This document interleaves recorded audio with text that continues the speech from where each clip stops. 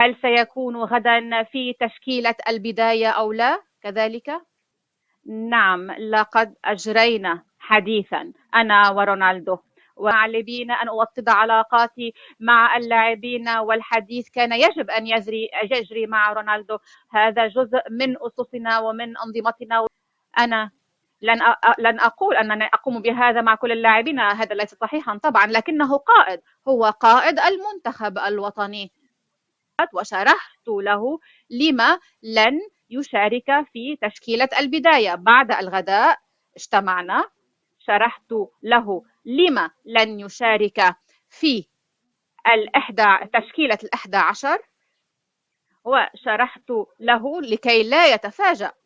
ودعوته إلى مكتبي وقلت له: اسمع، لن تكون من اللاعبين في تشكيلة البداية، ستكون مهما لنا، لكن كاستراتيجية سيكون من الجيد ألا تكون في الملعب. كنا نتوقع أن تكون المباراة أصعب، وكنت أريد أن أبقيه للشوط الثاني. لقد قمت بهذا بشكل لأسباب جلية. لم يكن سعيدا بهذا القرار، لأنه لطالما كان في البداية تشكيلة بداية إلا في مباراة أو مباراتين عندما كان على مقاعد الاحتياط. ولكن من الواضح أنه لم يكن سعيدا بهذا القرار، وقال لي: هل تعتقد حقا أن هذه فكرة سديدة؟ ولكننا أجرينا حديثا طبيعيا، حيث شرحت له وجهة نظري، وطبعا قبل قراري، وأجرينا حديثا صريحا طبيعيا. الآن فيما يتعلق بالجزء الأخير من السؤال، هو لم يخبرني قط أنه يريد أن يغادر المنتخب الوطني.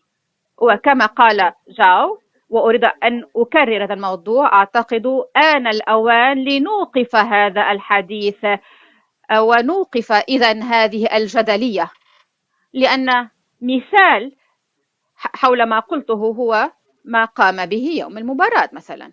لقد كان هو من بدأ إذن يقوم بتمارين التحمية مع اللاعبين، على الرغم من أنه كان يعرف أنه لن يبدأ في تشكيلة 11. بدأ يقوم بتمارين التحمية مع زملائه. لقد احتفل بكل الأهداف التي تم تسجيلها. يمكن أن ترونه وهو يقوم بالتصفيق كذلك. وفي النهاية هو كان من دعا زملائه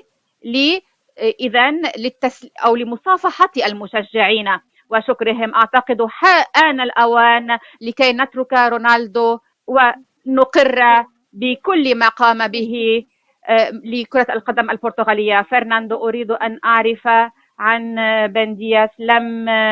روبن دياس، إذن هو لم يتمرن البارحة، كيف يشعر على مستوى اللياقة البدنية فيما يتعلق بمباراة غد؟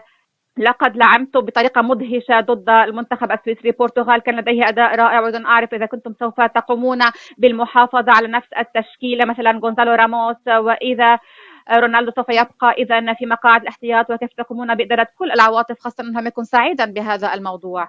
عندما يتم اختيار لاعب للمنتخب الوطني وهو ليس سعيد لأنه على مقاعد الاحتياط، لن يكونوا سعداء. طبعا اللاعبون لن يكونوا سعداء إذا كان الاحتياط هنا سواء في البطولة أو في الأندية. عندما لا نلعب، اللاعبون الذين يعتقدون أنهم يريدون أن يشاركوا في كل مباراة هم سعيدون أن يقوموا بذلك، وعندما لا يلعبون يشعرون كذلك بالاستياء.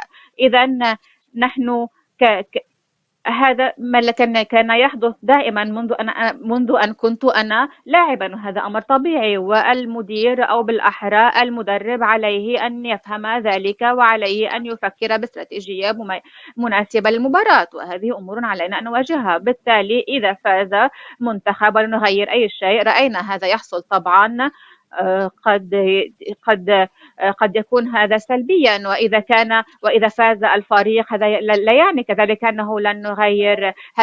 هل الفريق الذي فاز ضد المنتخب سيكون نفسه الذي سيلعب غدا؟ كلا، غدا المنتخب هو منتخب قوي للغاية. هل تعتقد